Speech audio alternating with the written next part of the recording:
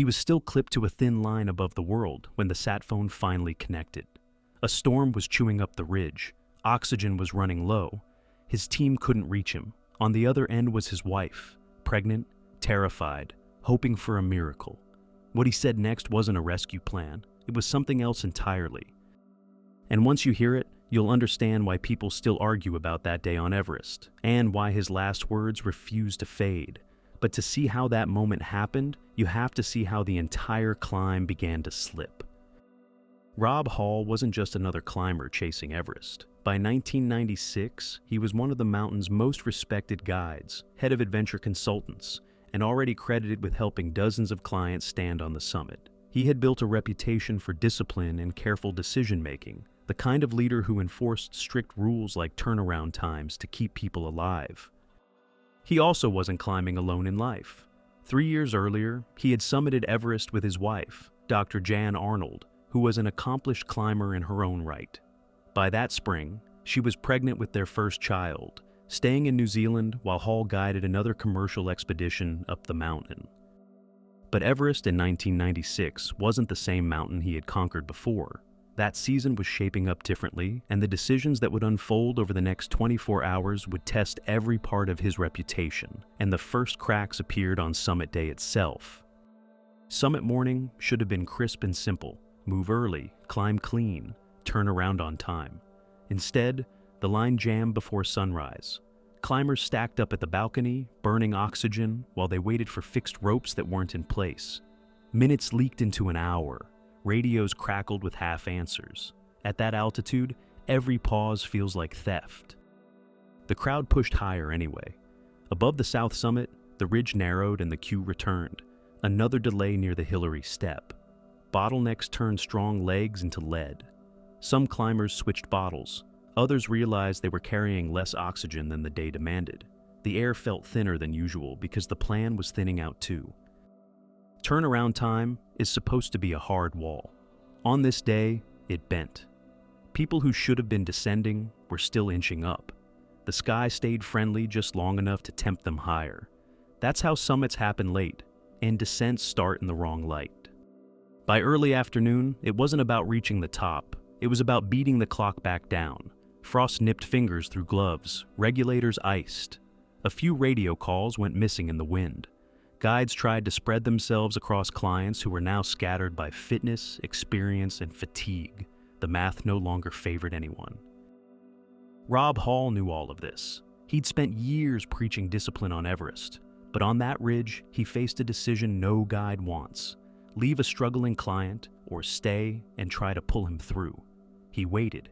He coached. He lost time he didn't have.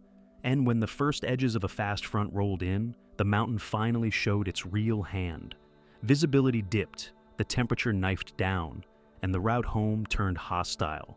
Getting down would take more than courage. It would take help that couldn't reach him in time. But the most consequential choice wasn't behind him yet. Higher on the ridge, one client was in real trouble, Doug Hansen. He'd turned back the previous year. This time, he wanted the summit badly. Hall knew that drive, and he respected it. He also knew what it costs when the clock runs out. They were near the south summit when the delays came due. Oxygen ran low, a regulator iced, frostbite crept in. Hall radioed updates, asking for help, and confirming positions in a voice that tried to sound steady. But minutes became a calculation. If he descended alone, he might live. If he stayed, maybe both could. He chose the second option, coaching, clipping, steadying a climber who was fading while the storm sharpened. It was the decision of a guide who believed commitment is part of the job. By night, the wind took over. Visibility collapsed. Somewhere on that ridge, Andy Harris also vanished from contact. Base camp listened to broken transmissions and tried to coordinate a rescue that the weather and altitude wouldn't allow. Hall kept trying to move. The mountain kept saying no. At first light, the news on the radio was grim. Hansen was gone. Harris was missing. Hall was alive, but stranded, cold, hypoxic, and unable to descend on his own. The safest route left was a line through the air, not the ice. So, the team tried one last connection. They patched a call that reached across the world. From a tent at base camp, voices scrambled through static to line up a satellite link. When it clicked, it wasn't another climber on the other end. It was Jen, thousands of kilometers away in Christchurch, heavily pregnant with their first child. Rob's voice was thin and slow, words slipping between slurs of altitude. Still, he sounded calm. He told her he loved her. He told her not to worry. In the middle of the worst night of his life, he was steady for her. His sign-off was simple, almost ordinary. "Sleep well, my sweetheart. Please don't worry too much." Not the words of panic, but the words of someone who knew he wasn't coming down. The connection cut, the line went dead. The storm kept tearing across the ridge. What might have stayed a private goodbye instead became one of Everest's most haunting echoes, and the center of a storm of questions that erupted after. In the days after the disaster, search teams counted the losses and survivors, but the mountain didn't keep the silence. Everyone wanted answers.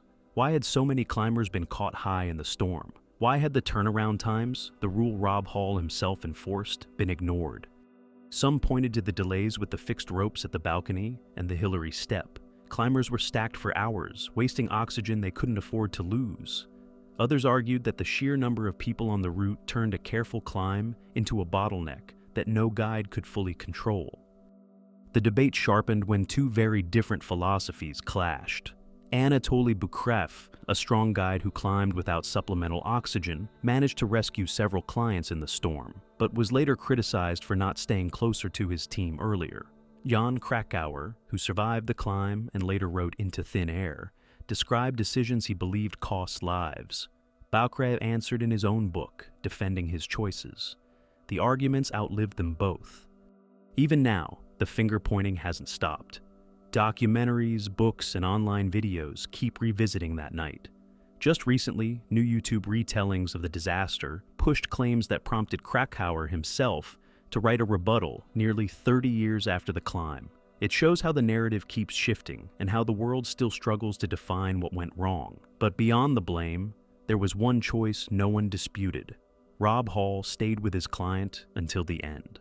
And in the aftermath, his family had to decide how his story would be remembered.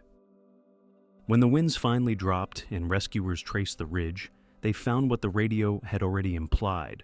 Rob Hall was still clipped in, high on the South Summit route, beyond practical reach. At Jan's request, he was left where he fell. That choice kept the recovery team safe and honored what he'd risked his life doing, guiding others up a place few ever stand. Down the mountain, base camp went quiet in that particular way only high places do after chaos. Names were read, survivors slept with boots on. Every story had sharp edges, the ones who turned back, the ones who didn't, the ones who tried to haul a friend through air that punishes even the strong. Years steadied the narrative but didn't soften it. Jan continued practicing medicine and occasionally spoke about Rob, not as a headline, but as a person who kept promises until he couldn't move. Their daughter, Sarah, grew up hearing the mountain before she ever saw it.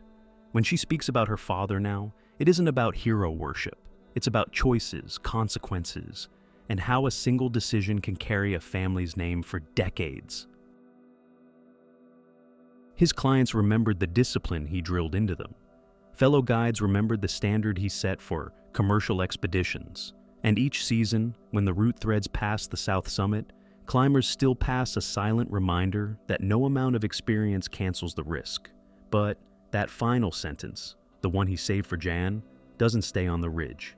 It keeps following the story wherever it's told next. And the reason is simple. It reframes the whole climb. In the end, the story isn't a mystery solved by one mistake. It's a chain, a crowded route, late ropes, slipping turnarounds, a fast front. A guide who stayed when leaving might have saved him.